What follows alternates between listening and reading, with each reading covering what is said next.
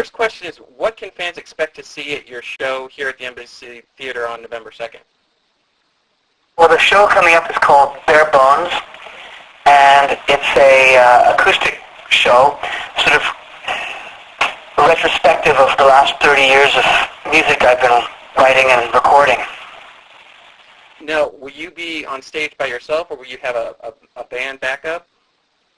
There's no band backup. I bring out Gary Bright on piano for some of the show. Has the Bare Bones CD and tour helped you rediscover any of your songs, or maybe made you see them in a new way? I've maybe learned them all over again. Yeah, I mean, and it's also interesting because people request songs, and I recently joined Twitter, and that's quite interesting because people, before the show or day before will hey, play this song, play that song, and that's good because that gives me a day's notice. Oh, really? So you throw in a lot of songs randomly through the tour? As we go, if there's something that, if someone requests something that, in time for me to figure it out, because I may have written them, but it doesn't mean I remember them all. Yeah. What do you think of the current state of the music industry? Are you a big fan of downloads and internet marketing? Well, it's here to stay, and I'm not. I think it's really incredible what's happening to music right now. There's more music now than ever before, and music's more accessible to more people than ever before. So that can't be a bad thing. Do you have a particular favorite of all the albums you've recorded?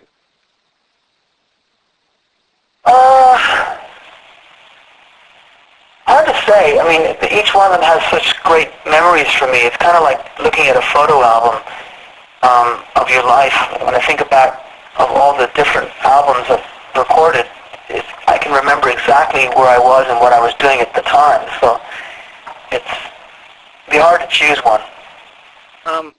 What was it like for you working in other genres of music, like the Spirit soundtrack or performing with Barbra Streisand?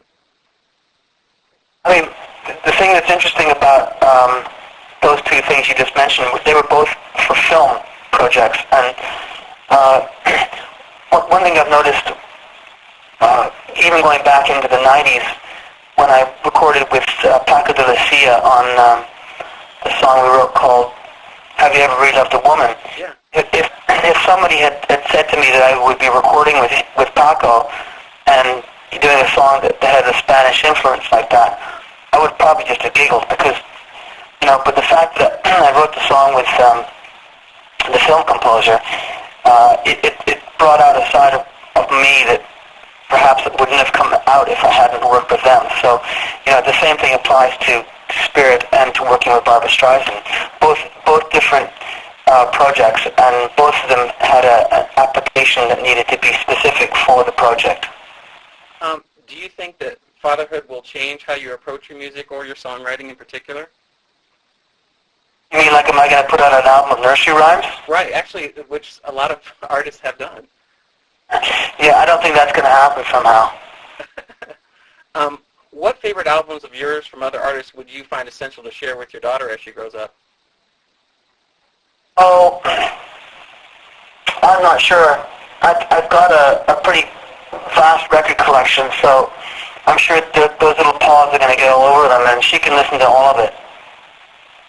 Which do you prefer? Do you prefer recording, songwriting, or performing? Are they all equal in your eyes? I mean, it's all very different. I mean, making music is probably one of the most exciting things because you can sort of get a sense of what's going to happen in your own. I mean, it's all about the gut.